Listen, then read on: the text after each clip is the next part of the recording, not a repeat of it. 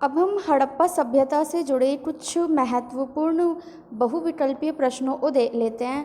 अगर हम इन प्रश्नों को सॉल्व करेंगे तो हमारा रिवीजन भी हो जाएगा और ये भी पता चल जाएगा कि जो हमने पिछला पढ़ा वो हमें कितना याद है, और आगे के लिए भी कि उसमें जो भी ज़रूरी पॉइंट्स थे मैंने उन्हीं पे क्वेश्चंस बनाए हैं। बाकी पूरा हड़प्पा सभ्यता जो है वो अपने आप में ही इम्पॉर्टेंट है।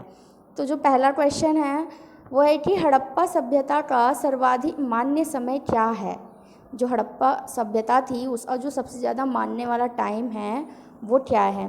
तो सबसे शुरू में ही अपने वीडियो पे पढ़ा था कि वो है 2600 BC, यानी 2600 ईसा पूर्व। ठीक है।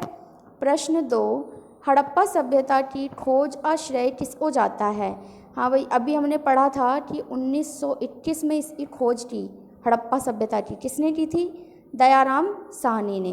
ठीक है, दयाराम साहनी ने 1921 में हड़प्पा सभ्यता की खोज की। कैसे? पहले उनको मोहरें मिली और उसके बाद जो है उनको ये श्रेय तब से दिया जाता है।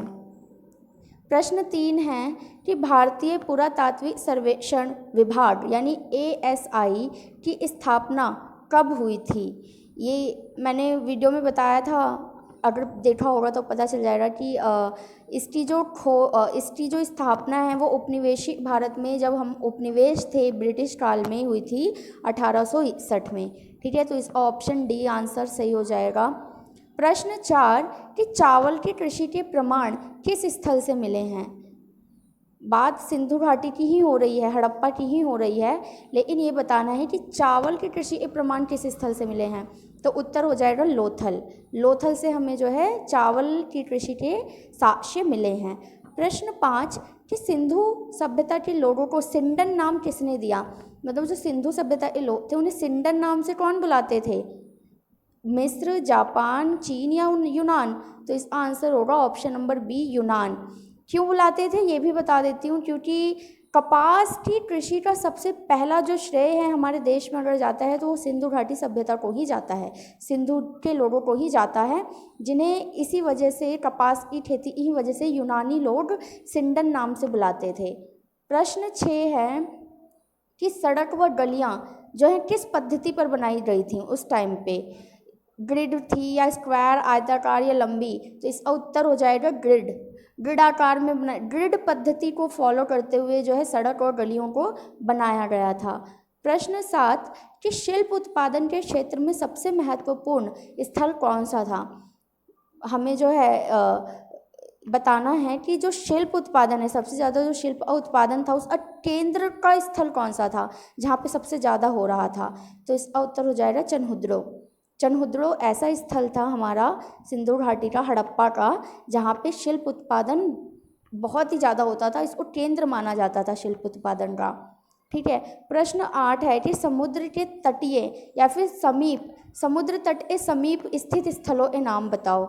समुद्र तट के समीप जो किनारे पे बसे हुए थे उनका, तो वो दोनों हैं, दो नगर थे बहुत ही इम्पोर्टेंट थे, नागेश्वर और बालाकोटा।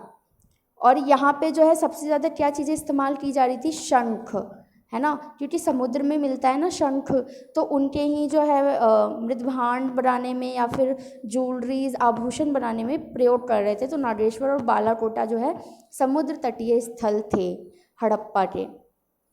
9वां प्रश्न है कि तत्कालीन तांबे से समृद्ध संस्कृति का नाम बताओ। मतलब हड़प्पा टाइम की बात हो रही है कि तांबे से समृद्ध कौन सी संस्कृति थी। उत्तर है गणेश्वर जोधपुरा संस्कृति। बहुत इम्पॉर्टेंट क्वेश्चन है ये कि हड़प्पा के टाइम पे तांबे से जो समृद्ध संस्कृति, जहाँ पे तांबा बहुत ज़्यादा था, जहाँ से तांबा बाहर भी भेजा जाता था, वो था गणेश्वर जोधपुरा संस्कृति। ठीक है।